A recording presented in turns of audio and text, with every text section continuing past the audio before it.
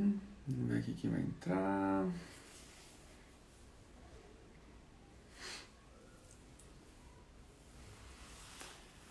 Boa noite!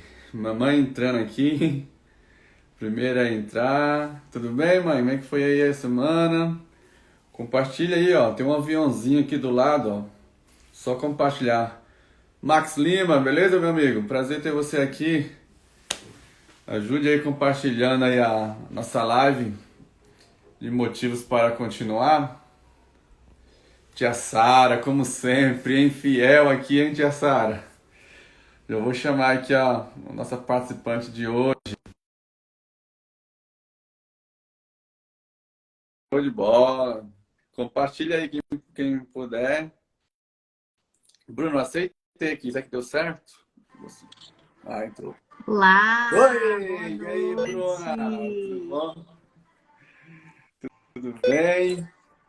Tudo ótimo, graças a Deus. Prazer estar aqui com vocês nessa reunião, né? Para É, falar um pouquinho de motivos para continuar.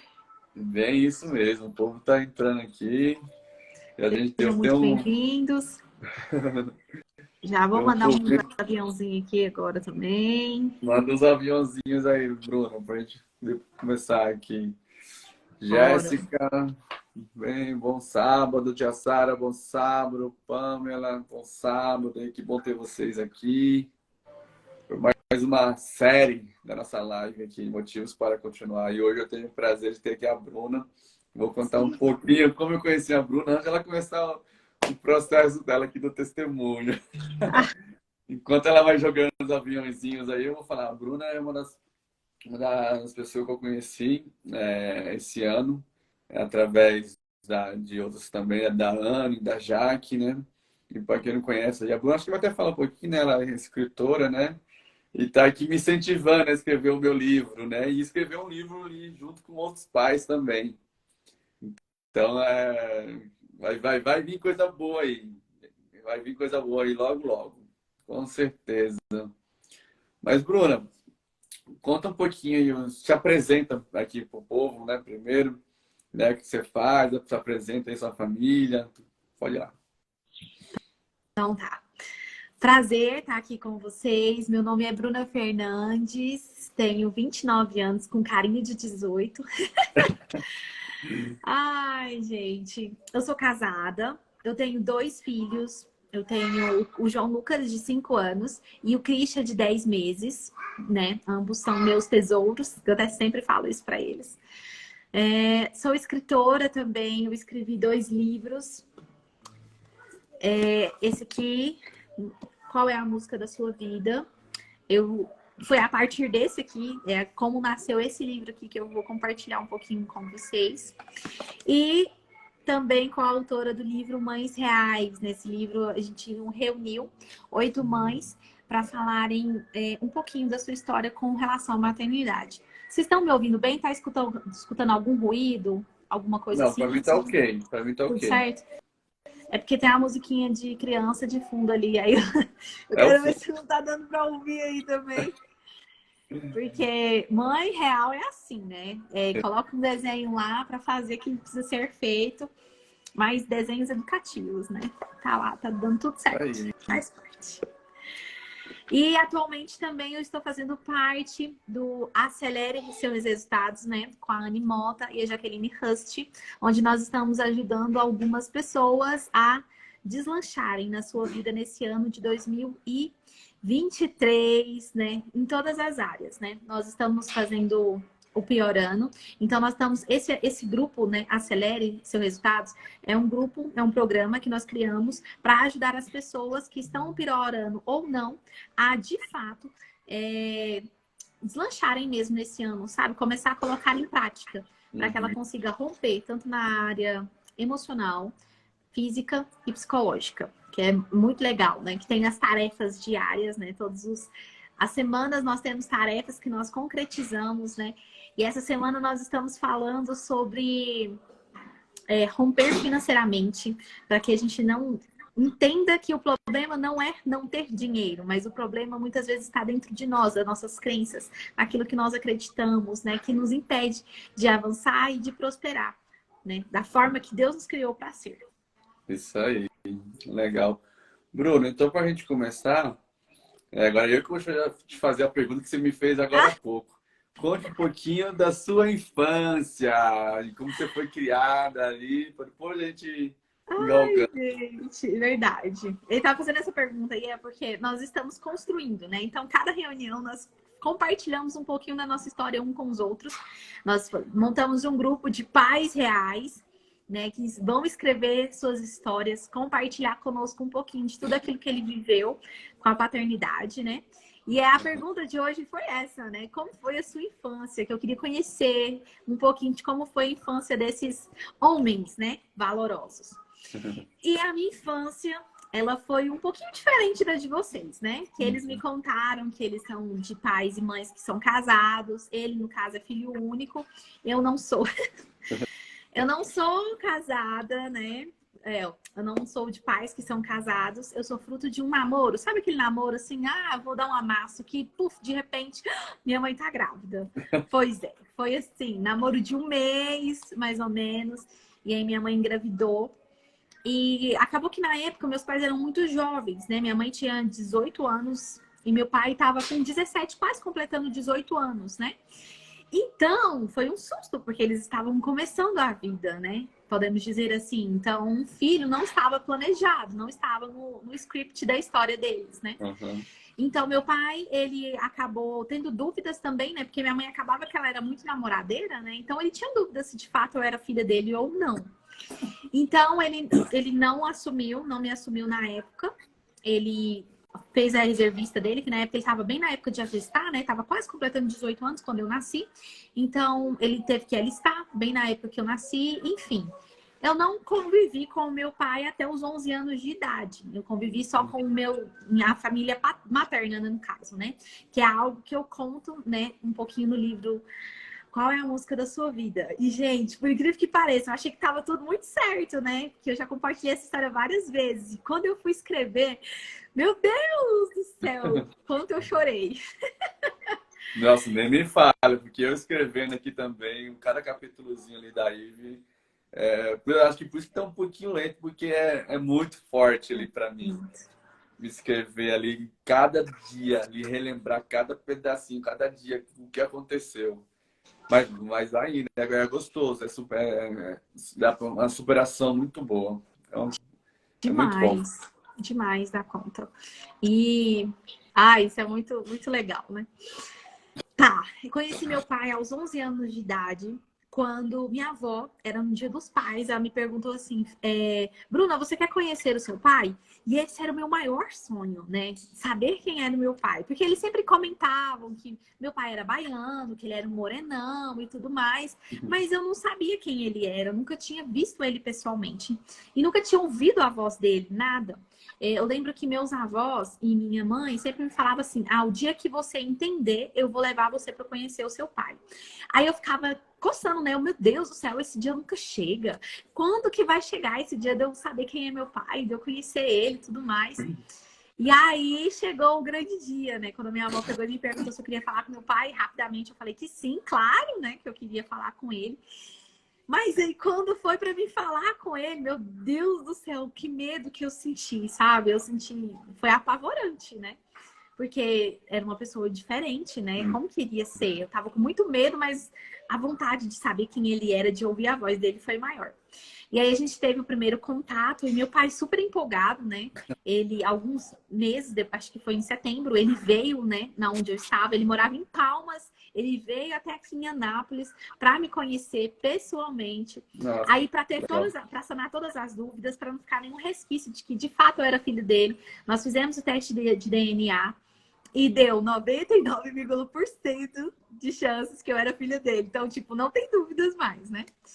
E foi muito bom deu medo, confesso, que eu fiquei com muito medo, né? Porque ele era totalmente diferente, né? Eu não conhecia ele, eu ia conhecer ele naquele momento, né? Eu tinha 11 anos de idade, né? Então, me deu medo, mas ao mesmo tempo foi muito bom saber que eu tinha um pai, que eu não era órfã, né? Que eu tinha alguém. E foi muito legal que a família do meu pai também me acolheu muito, muito bem, sabe? Eu lembro que na época, quando eu ia direto para casa do meu pai, né? Ele pegava e ficava. Eu ganhava muito presente, né? Toda vez que eu ia para lá, eu ganhava roupa, sapato, brinco, perfume e tudo mais. Aí eu chegava aqui falando assim: olha só o que eu ganhei, mostrando, tipo, ligava para minha prima, pra minha irmã. Nossa, Deus. Criança faz isso mesmo. Mas foi muito bom, sabe? Depois disso, meu pai, ele sempre manteve um relacionamento, ele ligava para mim constantemente para saber como que eu tava, para saber um pouquinho da minha história, de como que tava a minha vida e tudo mais. Ele, mesmo à distância, ele sempre procurou estar presente, né? Ficar perto de mim, falar comigo, saber como que eu tava. Enfim, foi muito importante isso para mim. E essa foi a minha infância, é bem diferente. Com certeza, bem diferente mesmo. Então, assim, para a gente entrar então agora na história que você vai contar mesmo, conta pra gente então aqui, até eu tô curioso, porque normalmente eu converso com a pessoa antes para entender um pouquinho a história, mas ultimamente, desde que eu fiz com a Anne aqui a live, eu nunca mais conversei com ninguém antes da live. Ela falou, não, você tem que saber, eu bate-papo ali na hora, não tem que conversar antes, não. Então, conta pra gente aí, a gente vai trocando aqui. Vamos, então. Porque realmente eu nem te contei, né? Nada. Então, como que aconteceu tudo, né? Que eu até peguei e falei assim, quando ele me perguntou o tema, qual seria o tema que a gente iria conversar, eu peguei e falei, né? Sempre há uma saída, né? Sempre há. Por que eu coloquei isso? Porque depois que eu tive meu primeiro filho, sabe? Muitas coisas da minha infância vieram à tona, né? Algumas coisas que estavam mal.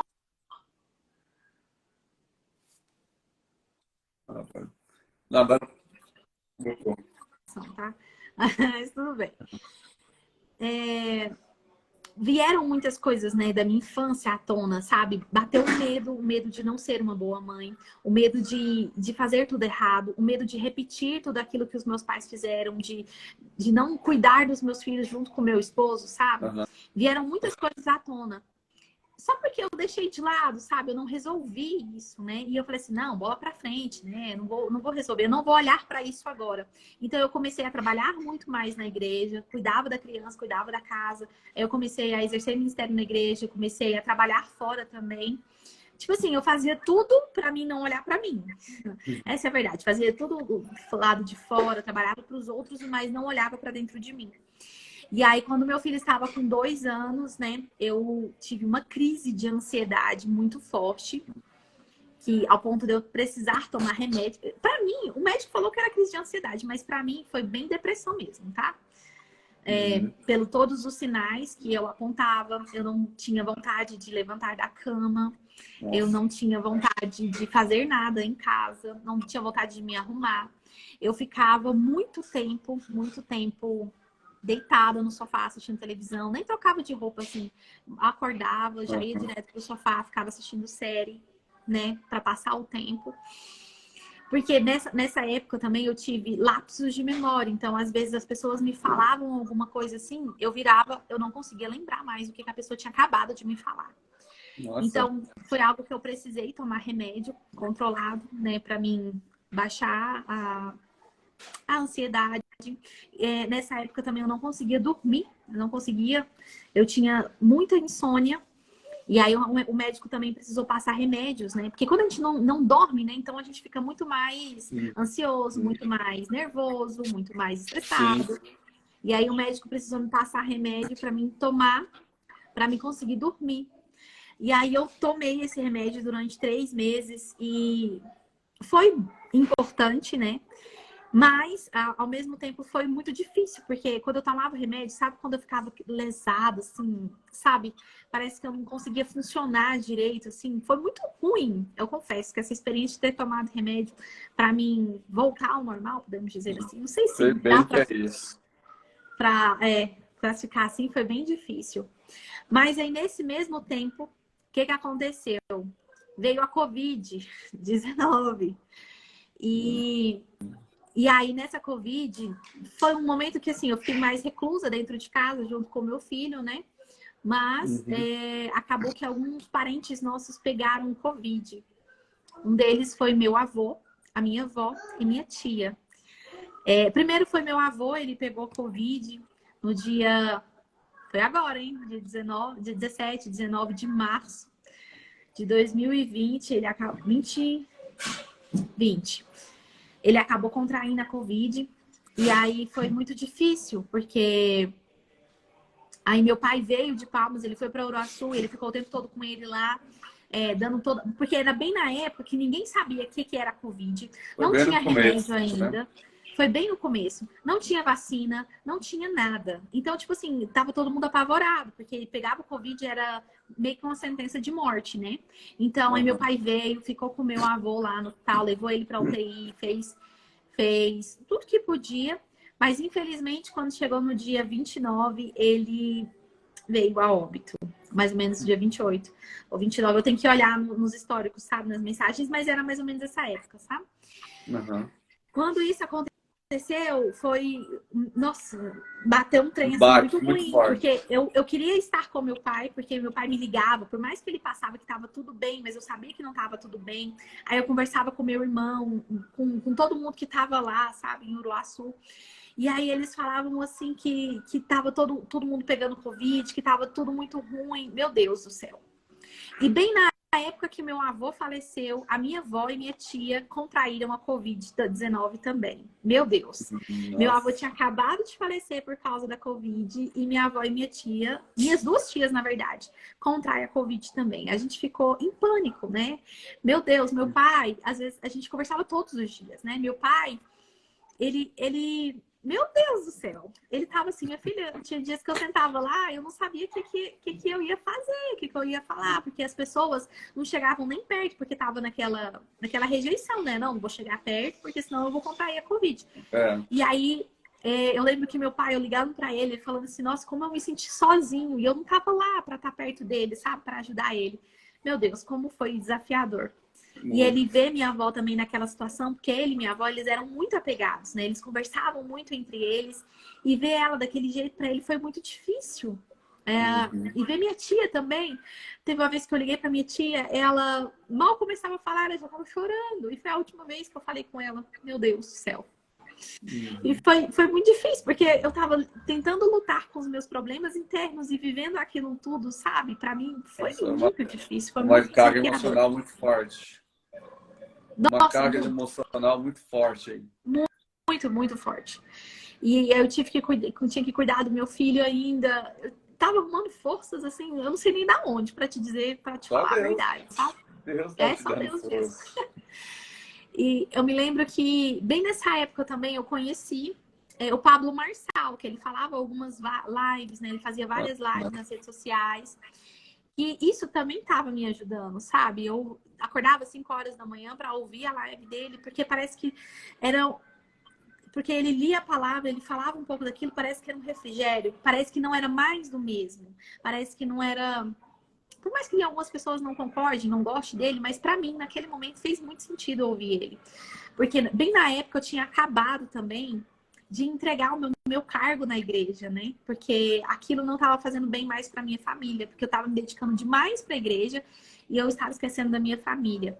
Então, ou seja, eu tinha largado tudo aquilo que eu mais gostava para entrar para dentro de casa, olhar para dentro de mim, olhar para dentro da minha família.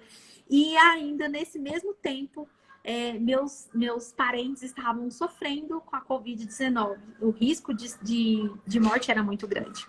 Resumindo, Uhum. minha avó e minha tia, elas começaram a piorar na mesma semana que meu avô faleceu. Eu lembro disso, ó, 30 de março. Foi a época que nós demos entrada com ela no no hospital aqui de Goiânia. Nós trouxemos ela de Uruaçu para Goiânia, conseguimos a transferência para elas serem atendidas lá. Quando a gente chega na UPA, até então elas estavam bem, mas chegamos na UPA, ela disse que ia ser só para receber um tratamento médico um pouco melhor, porque cidade de interior acaba que não tem todos os recursos, né? Sim. Então levamos para a capital. Limitado. Bem mais limitado. Então a gente levou para a capital, porque a gente não queria que acontecessem as mesmas coisas que aconteceram com meu avô. E detalhe, ele foi entubado, mesmo com uma família falando que não era para entubar meu avô, ele foi entubado, e aí ele foi entubado, teve 3 paradas cardíacas e faleceu. Então, quando a minha avó e minha tia deram entrada no hospital, a primeira coisa que meu pai falou, que eu lembro que quando ele veio para Goiânia, aí eu deixei meu filho com a minha cunhada e fui para estar com ele o tempo todo. A primeira coisa que nós falamos foi para que não entubasse nenhuma delas. Não era para entubar, porque senão se entubasse elas, sabe aquela sensação, se entubar vai morrer? Não era para entubar. Beleza. Quando a gente chega em Goiânia, a gente tem um choque de realidade que as duas precisam ir para UTI. Sim. Chega aqui bem, tem que ir para UTI as duas. E chegando na UPA, minha tia deu uma crise, né, de tosse muito forte, né? Que ela não conseguia parar de tossir e deu uma alta de pressão, né? Então teve que estabilizar ela para levar ela pro hospital. Ótimo, ótimo nada, né? Beleza. Elas estabilizaram, foram pro hospital. Chegando lá, a minha avó foi pra UTI, tava bem. Nós não conseguimos. Foi a última vez que meu pai conseguiu falar com elas. Depois disso, a gente não conseguiu mais falar com ela, com a minha avó em si, né? Entendi. Com a minha tia, a gente conseguiu falar de boa. Ótimo, minha avó foi pra lá. Só que a minha avó, ela viu a minha tia dando essa crise muito forte de tosse. E aí minha avó ficou preocupada. Então, quando ela deu entrada no hospital, ela deu uma oscilação no oxigênio dela. Então, precisou fazer o que a gente mais temia, entubar ela. Entubar. E quando meu pai recebeu essa notícia, nossa, Deus do céu, foi muito difícil, porque eles entubaram ela e não falaram nada pra gente, sabe? Não explicaram. Essa foi uma falha do hospital. Não explicaram pra gente o que tinha acontecido, nem nada. Simplesmente só entubaram ela, sabe? E a gente ficou muito nervoso na época, né? Porque a gente tinha acabado de falar que não era pra entubar e tinha acabado de entubar ela. Mas, enfim. Eles falaram que ia ser pra ela, pra descansar o pulmão dela, porque tava muito agitado, que não sei o quê. Beleza, tá. E aí minha tia foi pra UTI, nós conseguimos falar com a minha tia todos os dias, né? Nós estávamos fazendo videochamada e ela sempre cansada, muito cansada na hora que ela falava, verbalizava. Conversava conosco, ela estava sempre muito cansada. E quando foi no dia 7 de abril, a gente tinha falado com a minha tia um dia anterior e estava relativamente tudo bem. Até a taxa de oxigênio dela, ela estava usando quase que 100%, já tinha diminuído bastante. Então, a gente estava muito esperançoso, né? A gente estava mais preocupado com a minha avó, porque estava entubada. Então, a gente não conseguia falar com ela, para conversar com ela, para ver se estava tudo bem. Então, os boletins médicos que a gente recebia da minha avó era sempre por telefone, o médico falando para a gente como que estava o estado dela, né? Quando a gente mal espera, aí falando assim, não, tá tudo bem com elas, a gente veio para Anápolis, né? Meu pai veio me deixar, porque eu tava desde o dia 30 até o dia 7, então eu tinha que voltar, né? Para cuidar do meu filho e tudo mais. Quando a gente chega, coloca o pé em Anápolis, o hospital liga, né? Falando assim, volta aqui, vem aqui no hospital e traz os documentos da Josilda. Quando eles falam isso, a gente volta imediatamente, assim, pro hospital louco, né, da cabeça, assim, porque meu pai já tava assim. Já imagina já é uma notícia. Já é uma notícia. Meu pai levou não sei nem quantas multas, né, porque ele foi muito rápido pra lá. Muito rápido quando a gente... E quando a gente chega lá, meu Deus do céu. Realmente, né? E eu não tava acreditando, porque a gente tinha falado com ela recentemente, tava tudo bem, ela tinha conversado com a gente, tava tudo certo. E aí a gente recebe a notícia, sabe? O médico fala, vai contar como que aconteceu, que ela tinha dado uma parada cardíaca. Quando foi entubar ela, precisou entubar ela, porque ela não estava conseguindo respirar mais. E ela tinha autorizado, ela mesma tinha autorizado a entubar ela, porque ela falou assim, não, eu realmente preciso, que eu não tô dando conta mais, porque estava muito cansada. E aí entubou ela, Aí parece que os pulmões não estavam respondendo à intubação. E aí, era meio-dia quando entubou ela, passado algum tempo, tipo 1 hora da tarde, ela já começou a não responder mais. Aí ela deu uma parada cardíaca, segundo eles fizeram massagem cardíaca nela por 30 minutos, e o normal é fazer por menos, só que ela não voltou. E quando eles falaram isso, meu Deus, porque ela era uma das tias que eu mais tinha apego, que a gente mais conversava, que a gente mais Imagina. tava junto, quando ela ia fazer comida dela, os trem tudo, a gente tava muito junto. E aí receber aquela notícia foi muito difícil. Porque eu não queria acreditar, parece que eu estava vivendo um sonho, um pesadelo, que a qualquer momento eu ia acordar e nada daquilo estaria acontecendo. Aí, na mesma época, na mesma hora, a gente recebe ligações de todo mundo, né? Que tava todo mundo preocupado, querendo saber o que estava acontecendo. E na época eu tive que meio que respirar fundo, engolir o choro para passar força pro meu pai, porque meu pai já tava sem chão já, né? Porque tudo que ele estava vivendo, né? Tudo que ele já tinha vivenciado com meu avô, com a minha avó, e agora aquilo. Meu Deus, foi muito difícil. A gente teve que passar a notícia de uma forma bem tranquila. Mas aí, beleza, eu falei assim, pai, fica tranquilo, fica aí. E a gente vai resolver as coisas, né? E aí eu fui, mas a minha madrasta, né? A gente foi pra Uruaçu e resolveu toda a papelada da parte de enterro. Falei assim, pai, pode descansar que a gente vai resolver isso. A gente foi e resolveu tudo. Beleza, né? Descansar, não sei nem se tem como descansar, né? Numa notícia dessa não tem como. Não Mas tem, não tem. a gente quis poupar meu pai, porque ele já estava emocionalmente muito abalado. Ele vai compartilhar um pouquinho com vocês quando ele fizer a live também, a versão dele, né? Vai. Ótimo, né? Beleza. Aí a gente foi para Uruaçu, resolveu o que tinha para resolver e a gente voltou para Anápolis, né? Foi assim, bate e volta. Foi num dia, voltou no outro, rapidinho. Porque a gente não podia e nem queria deixar meu pai sozinho, né?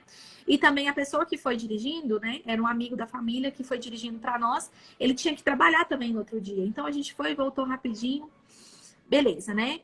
Aí eu filmei todo o velório pro meu pai, sabe? Porque eu entendo que isso é importante, né? Você vê que realmente, de fato, a pessoa não está mais. E foi um velório muito, muito bonito, porque a minha tia era muito conhecida na cidade, né? Uhum. E aí, muitas pessoas, tinha mais de 200 pessoas no velório lá, para prestigiar ela nesse momento. E aí eu filmei tudo, todo o velório, todo aquele momento, mandei pro meu pai e ele fala assim que sentiu como se ele estivesse lá naquele momento junto com a gente, mesmo ele não estando fisicamente. E também meu pai não podia e não queria sair de Goiânia e deixar a minha avó. Ele não queria fazer isso, né? Ele queria estar lá o tempo todo, porque se tivesse que acontecer alguma coisa, fazer alguma coisa, ele estava lá para resolver. Nós voltamos, aí eu fiquei com meu pai mais algumas semanas lá com ele. E quando foi no dia 19 de abril, a minha avó precisou fazer uma traqueostomia, porque como ela estava muito tempo entubada, o risco de infecção, né, de estar entubada era muito grande. Então, precisou fazer uma traqueo para minimizar, né, os danos. E aí fez a traqueostomia, mas passou alguns dias, né? Aí meu pai falou assim, e todos os dias que nós ligávamos, ela estava bem, a saturação estava bem. Bem assim, dentro do esperado, Esperar. podemos dizer assim. Bem esperar. Só que ela estava tendo ela estava tomando, eu lembro que eu li o laudo dela todo, né? Ela estava tomando ansiolíticos, né? Teve que tomar remédio para ansiedade e tudo mais. Mesmo estando entubada, ela teve que tomar... os rins dela parece que não estavam muito bem, se eu não me engano. Então, ela teve que tomar algumas medicações. Enfim, quando chegou no dia 24, se eu não me engano, a gente recebe a notícia de que, infelizmente, ela tinha falecido. E olha só para você ver. Foi o prazo do meu pai sair de Goiânia. Ele falou assim, não, tá tudo bem com a minha mãe, eu vou lá resolver algumas coisas lá em Palmas, né, do serviço dele. Quando ele bateu o pé em Uruaçu para almoçar, aí ele sentiu aquela coisa ruim. E aí ele recebe a ligação de que, pedindo, né, as pessoas estavam pedindo para ele levar a documentação de novo para Hospital. pro hospital. Meu Deus, essa frase eu acho que eu nunca mais quero ouvir na minha vida, né? Mas a gente vai ouvir. Mas, meu Deus do céu, foi muito doloroso para ele, né? Quando foi para ele receber a notícia, eu estava do lado dele, sabe? foi ele quis fazer o reconhecimento do corpo dos três. Ele quis para ele entender e ter certeza de que realmente aquilo estava acontecendo. E nós estivemos do lado dele o tempo todo, né? Mas foi muito difícil. Aí nós fomos para Uruaçu, né, para fazer o enterro. Ficamos lá um pouco com ele lá. E ele voltou para Palmas. E desde então, a nossa vida transformou, né? Da água para o vinho, podemos dizer. E por que eu falo que sempre há uma saída? Porque mesmo diante de tanta dor, de tanto sofrimento, de tanto luto, ainda assim, né? Eu vi isso, sabe? Um motivo para continuar. Com Porque certeza. aí eu lembrei de um livro que eu li do Augusto Cury, sabe? Que a melhor forma de nós honrarmos uma pessoa que foi é você fazer, sabe? Mostrar para as pessoas o legado que ela deixou da sua vida. É isso mesmo. Então, eu peguei e eu usei isso, sabe? Eu ressignifiquei esse momento de muita dor, de muito luto, e ressignifiquei. E aí eu até falava pro meu pai que eu quero honrar. Enquanto eu viver, eu quero honrar a memória da minha tia, da minha avó e do meu avô, sabe? Amar as pessoas de uma forma incondicional, igual a minha tia amava, eu desconheço. Porque ela se doava pelas pessoas, ela dava o seu melhor. Quando ela ia fazer um banquete, ela fazia da melhor forma que ela podia. A minha avó, meu Deus, que coração bondoso, sabe? Eu me lembro que quando foi para mim fazer o enxoval do meu filho, né, do bebê que nasceu, meu Deus, como eu senti falta. Porque quando foi no meu primeiro filho, a minha avó tava lá junto comigo, sabe? Ela pegou e montou o enxoval, ela montou as roupinhas, ela sonhou junto comigo. E agora ela não tava mais. Eu senti muita falta. Agora eu não tinha mais minha tia pra pegar e fazer aquelas comidas gostosas, ajudar ela na cozinha. E ela pegar e dar aquelas palavras mais legais, sabe? Dar aquela uma injeção de ânimo na gente, que ela via. Ela até brincava, né? Quando um copo quebrava, alguma coisa, ela falava assim: não, isso aí é matéria, isso aí é matéria, isso aí não tem importância, não. O que vale são as pessoas. Então, isso pra mim foi muito difícil. E meu avô, meu Deus do céu, meu avô, ele tinha quase 80 anos. E ele vivia com a aparência de jovem, ele vivia a vida como um jovem, sabe? Ele queria Que lindo. fazer as coisas de um jovem, ele só queria ficar no meio dos adolescentes, nada, do meu irmão, né? Meu irmão, dos jovens. Ele se perfumava, você não tá entendendo, não. Ele não saía de casa desarrumado, sabe? E então são essas coisas boas, essas memórias, esses legados que essas pessoas deixaram, né? Que eu quero levar pra vida. E depois disso tudo, né? Eu ainda senti Deus falando assim comigo, assim, que é para você pegar e transbordar. Não é para você ficar calada, sabe? Guardar isso para si, é para você conversar, falar isso para as outras pessoas, transbordar isso nas vidas das outras pessoas.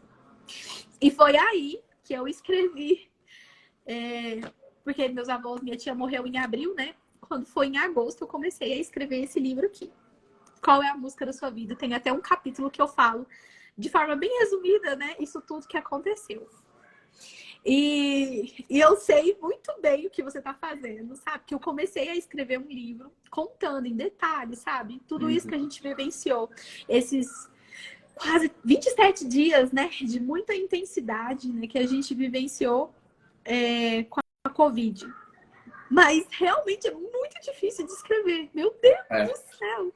Eu super te entendo, sabe? Porque por várias vezes eu peguei para escrever, eu começava a escrever um capítulo. Meu Deus, como eu chorava! Como eu sentia dor quando eu olhava os prontuários delas, sabe? Meu Deus!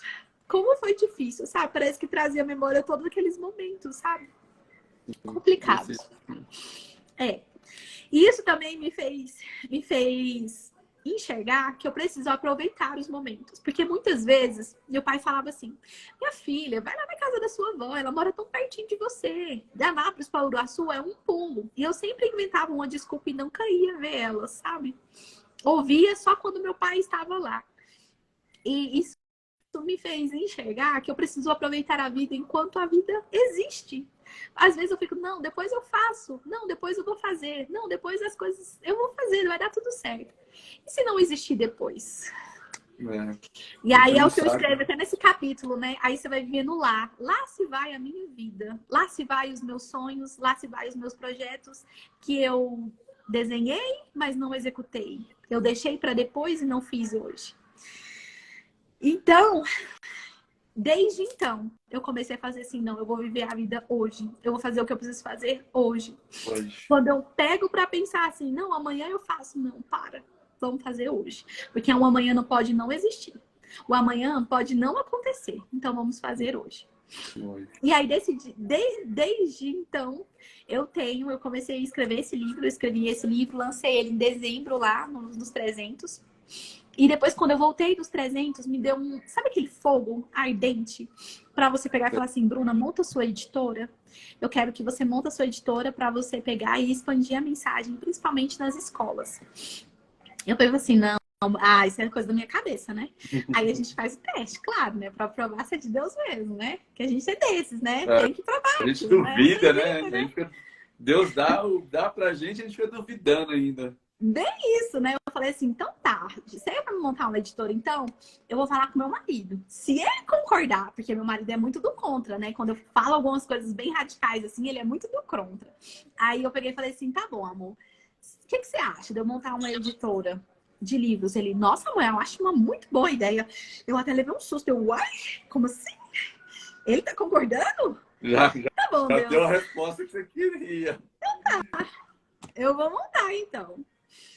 E aí eu comecei a estudar sobre isso, né? Eu comecei a fazer cursos voltados para isso. Como que é montar uma Uhum. editora? Como que é o processo editorial? Como que é ter um livro, fazer um livro, confeccionar um livro. Comprei o curso da Elis Freitas. Comprei um outro curso que fala sobre editora, o processo editorial. Então eu comecei a comer tudo voltado para isso. E aí me surgiu a ideia, nesse meio tempo, enquanto eu estava estudando, me deu a ideia de escrever sobre a maternidade, porque foi algo que transformou muito a minha vida. Nossa, muito mesmo. Meu Deus do céu. Isso é Aí, transformador. transformador. Aí eu vi umas mulheres, né, que elas estavam, se juntaram, algumas mães se juntaram para escrever o livro Ser Mãe. Aí eu, uai, isso dá certo, né? E se eu juntar algumas mães para escrever um livro sobre mães? Aí eu comecei a contactar com todas as mães que eu conhecia, conversei com várias mães e algumas toparam, mas aí no meio do caminho elas desistiram. E tá tudo certo, porque tem algumas pessoas que não está no tempo, sabe aquela coisa assim, não é o tempo, ela não consegue escrever, porque, gente, escrever é muito lindo, é muito enriquecedor, é muito libertador, mas também dói. Crescer dói. Vai, Então, se você quer crescer, se prepare. vai Vai ter doer, muita dor. vai ter muita dor, mas vai ser para você crescer. Quando a gente era criança, a gente não sentia dor, porque os ossos estavam crescendo, não é? Então, É, para passar para um próximo nível, você vai sentir dor, mas vai ser muito gratificante. Aí nós juntamos e escrevemos o livro Mães Reais. Gente, como eu fui curada nesse livro, meu Deus do céu. Cada história que tem nesse livro aqui, que eu chorei horrores, né? Enquanto eu estava lendo a história, enquanto eu estava ajudando essas mães a editar essas histórias, foi muito um processo de cura para mim muito grande, sabe? Eu falo para mim porque para mim fez muito sentido. E aí depois quando a gente lançou, foi realmente parir um filho, sabe? Realmente esse livro foi parido mesmo. Doeu muito, foi bem impactante para mim, sabe? Mas o feedback que eu ando recebendo de pessoas que quando lê esse livro e são impactadas com as histórias, que veem as histórias com uma perspectiva diferente, sabe? Consegue ver a maternidade em vários ângulos. Porque aqui eu tenho mães muito diferentes. Eu tenho mães que elas se casaram e o pai deixou ela sozinha com a criança. E ela teve que cuidar dessa criança sozinha. E depois ela encontrou um homem que realmente fosse pai, né? Que realmente assumisse ela e a criança. E hoje ela tá muito bem. E ela tem outra filhinha desse relacionamento. Eu tenho mãe que teve que olhar para dentro de si primeiro, né? E depois ver como que é a maternidade. Pode ser leve, pode ser muito graciosa. Eu tenho mãe que foi abusada aos 6 anos de idade. Desde então, sempre estava com uma sequência de abusos, tanto físico quanto psicológico e emocional.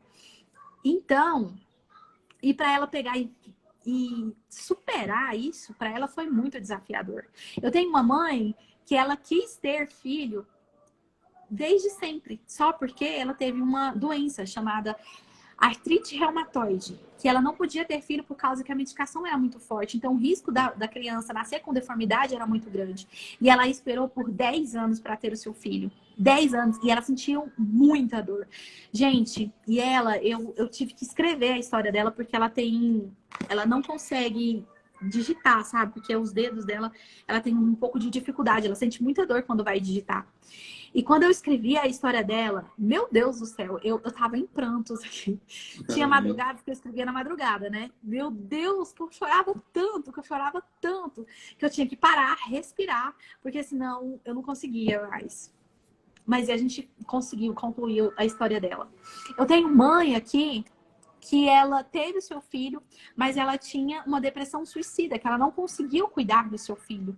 E ela só conseguiu assumir o seu papel de mãe depois de muitos anos, depois que o filho dela já estava grande. Eu tenho mãe aqui que ela achava que a maternidade ia ser algo muito legal, que ela tinha sido formada para o mercado de trabalho. Só que quando ela decidiu ser mãe, ela viu que a maternidade ela é uma universidade, que todos os dias ela está aprendendo algo diferente, todos os dias ela está vivendo algo diferente, que as crianças, os filhos, ensinam aos pais todos os dias, que nós não somos uma obra feita e formada. Gente, e eu tenho mãe aqui também que perdeu o seu bebê por causa da Covid também. E ela conta que para ela escrever esse livro, meu Deus, quanta lágrima ela soltou, quanto choro, Muito. meu Deus.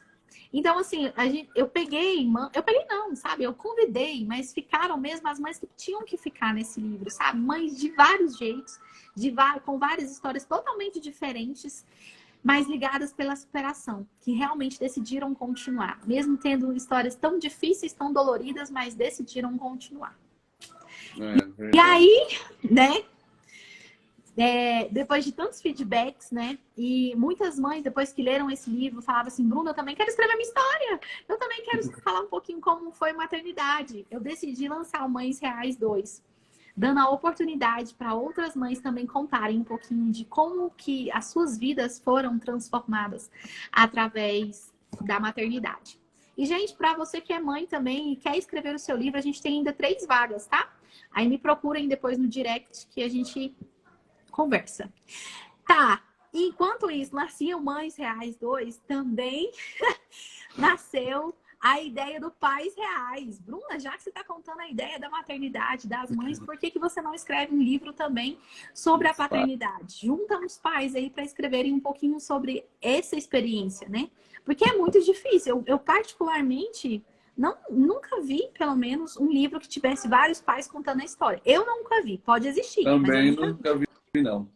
Então, eu decidi juntar alguns pais aí, loucos para escreverem a sua história, para também contar um pouquinho sobre essa experiência com a paternidade, que é algo muito, muito incrível, né? Que é importante a gente ver o lado do pai também, né? Porque não é só a mãe que tem experiências transformadoras com a chegada de um bebê, mas os pais também. Então, eu juntei alguns pais aí para nós escrevermos o Pais Reais. Legal. E você também que é pai, quer escrever sua história, também chama a gente. Eu ainda tenho, acho que 3 vagas, se eu não estou me enganada, tá? Para fazer parte desse livro, tá? E é isso. E nós, a cada dia que passa, nós estamos caminhando. E eu estou com um projeto aí também para escrever livros infantis. Estou juntando algumas pessoas aí que têm essa ideia também junto comigo. Legal, legal. Para que a gente impacte também, leve a palavra para essas crianças também. Legal, Bruno. Bruno, eu quero deixar aqui para você. Vou ler aqui 3 versos bíblicos para você, que eu acho que foi o que eu li para mim e para a Dai quando a gente estava falando sobre a Ive, que é um conforto muito grande. Eu vou ler o primeiro aqui, que está em Tessalonicenses 4, 16 e 17. Eu vou ler aqui. Pois é dada a ordem com a voz do arcanjo e o ressoar da trombeta de Deus. O próprio Senhor descerá do céu e os mortos em Cristo ressuscitarão primeiro. Pois depois disso, os que estivermos vivos seremos arrebatados juntamente com eles nas nuvens para o encontro com o Senhor nos ares. E assim estaremos com o Senhor para sempre. Então, sua vozinha, sua tia, nós temos a esperança, né, de reencontrá-los. Hoje eles estão descansando no sono do Senhor. Mas quando Cristo voltar, eles poderão ressuscitar. Então, assim, a gente tem essa promessa, né? E tem um outro versículo que está em 1 Pedro 2,9, que fala assim: vocês, porém, são geração eleita, sacerdócio real, nação santa, povo exclusivo de Deus, para anunciar as grandezas daqueles que os chamou das trevas para a sua maravilhosa luz. Então, nós temos que passar a mensagem, falar de Deus, temos que apressar a volta de Cristo. E Cristo vai voltar quando todos souberem dele. Então, quanto mais a gente passar para outras pessoas sobre a volta de Jesus, passar os nosso testemunho, meu, seu, de outros que virão, vamos estar falando da volta de Jesus. Que, assim, como eu sempre falei, o objetivo maior dessa live é a pregação da volta de Jesus. Usar os nossos testemunhos para apressar a volta de Jesus. E para fechar aqui o último verso, é um bem conhecido, Apocalipse 21:4. E ele enxugará dos seus olhos toda lágrima. Não haverá mais morte, nem tristeza, nem choro, nem dor, pois a antiga ordem já passou. Então, quando Cristo voltar e a gente for com ele para o céu, assim como os que vão ressuscitar e irem para o céu com Cristo, a gente não vai ter mais dor, a gente não vai ter mais lágrimas, não vai ter mais morte, vai ter uma vida eterna para viver felizes, sem nada de ruim acontecendo. Então, essa é o conforto que Deus traz para a gente, a esperança. Porque se não existisse a esperança, como viver nesse mundo cruel, né? Então, a gente tem essa esperança, a gente acreditar que Cristo vai voltar. Cristo até hoje nunca deixou de cumprir uma promessa sua. E vai se cumprir isso aqui ainda. Quer quem acredite ou não, Cristo vai voltar. Ele vai voltar. Então, nós temos que mostrar esse amor para as outras pessoas, né? Contar esse amor tão grandioso que Deus tem para passar. Então, quero deixar isso para você, Bruna, e essa esperança, tá? Que tenha fé, esperança em Cristo e vamos pregar o Evangelho. Porque eu até falo assim, já falei para algumas pessoas, vou até repetir aqui, que eu, antes da IVE, eu era uma pessoa, vamos dizer, morna. Eu confesso, uma pessoa morna. Tenho muita ambição de falar da volta de Cristo, uma coisa assim. Estava ali na igreja, assistindo culto, fazia uma coisa ali, tudo. Mas a IVE me transformou muito.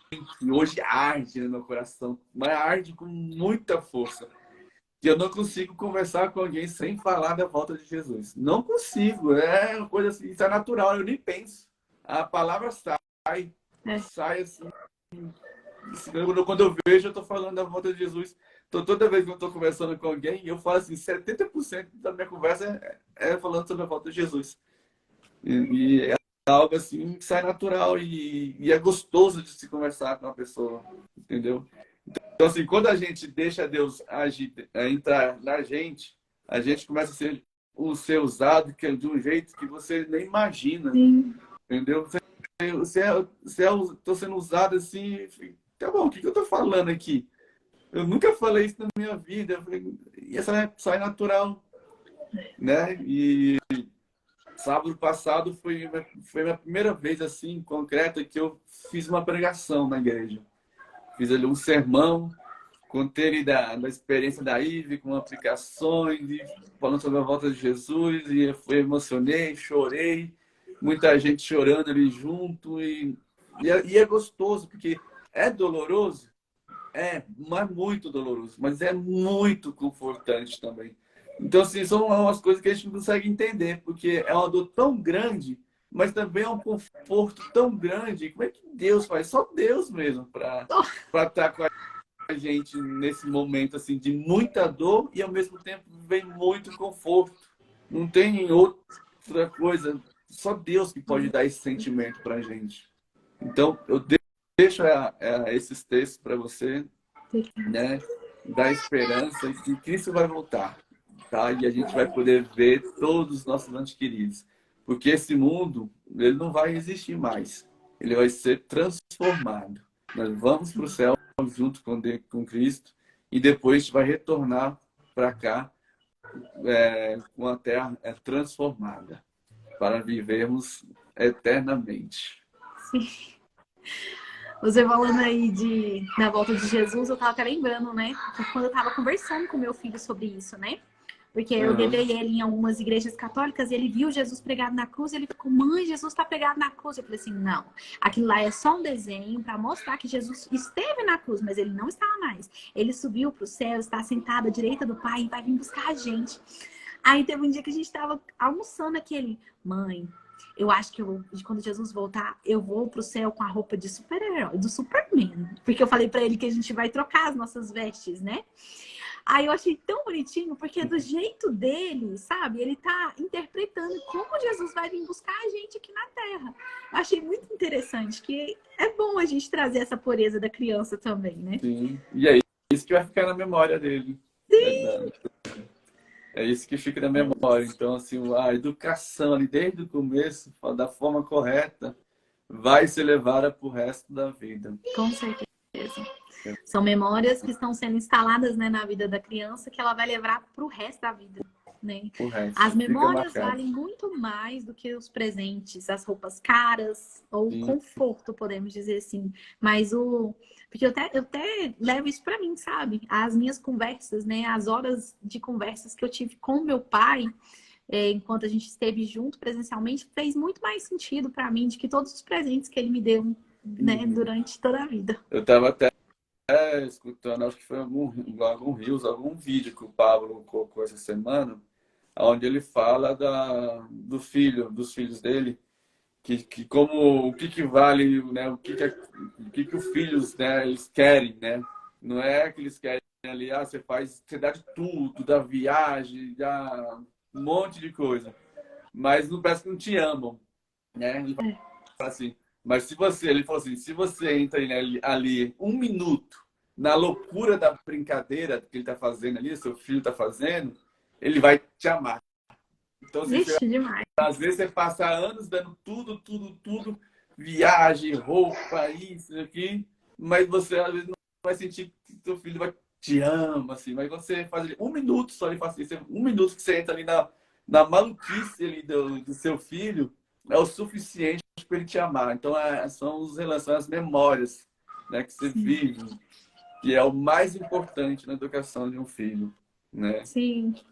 E isso, para mim, foi muito legal ele ter falado isso. Me fez pensar assim, bem diferente. Não. E por experiência própria, as melhores gaitadas que o meu filho teve foram um momento que nós estávamos brincando juntos em família, né? Tanto ou eu brincando com ele, ou o pai dele brincando com ele, fazendo coisas assim simples, mas que trouxe alegria tão grande que ele sorria de uma forma tão espontânea e natural. Então, de fato, realmente, o que vale mais é a presença, é estar junto, é brincar junto. Isso que sim, vale mais a pena. E sim, isso é o que mais a criança leva para a vida. Com certeza. Bruna, foi um prazer. O prazer foi meu. Muito obrigado por você ter participado assim. Foi meio assim, também em cima da hora. Mas assim, como disse, Deus conduz tudo. Se era para acontecer com você hoje, já estava nos planos de Deus. Sim. Só fez me usar para Bruna, vem, vai hoje, vamos lá. E aí deu tudo certo. Então agradeço muito você ter compartilhado essa história. Eu não sabia essa história sua, né? Depois eu quero até pegar o seu livro também, quero lê-lo. E eu tô louco, assim, eu já tô assim, imaginando pessoas lendo o meu livro. Entendeu? Sim, é muito gostoso. Poder ajudar. Como é bom poder ajudar os outros. Sim. Né? Deus deixou isso pra gente. Como é bom ajudar. e falar, né? Então só basta a gente querer, né? Não é fácil ir lá na frente falar, pregar, não é fácil ali fazer uma palestra, não é fácil. Mas dá o passo que Deus vai empurrando. Isso. Ele não puxa, ele empurra. Ele não fica ali na frente puxando, não. Ele está ali atrás empurrando. Você vai conseguir. E Deus vai usar a gente de todas as formas. O meu, que eu falo assim, hashtag só vai. Só vai. O meu é assim, só vai. Então, vai. Não olhe para trás, só vai. Né? É bem isso. Esse é o meu lema, vamos dizer assim, meu jargão. Você só vai. Só vai. Então, só vamos, então.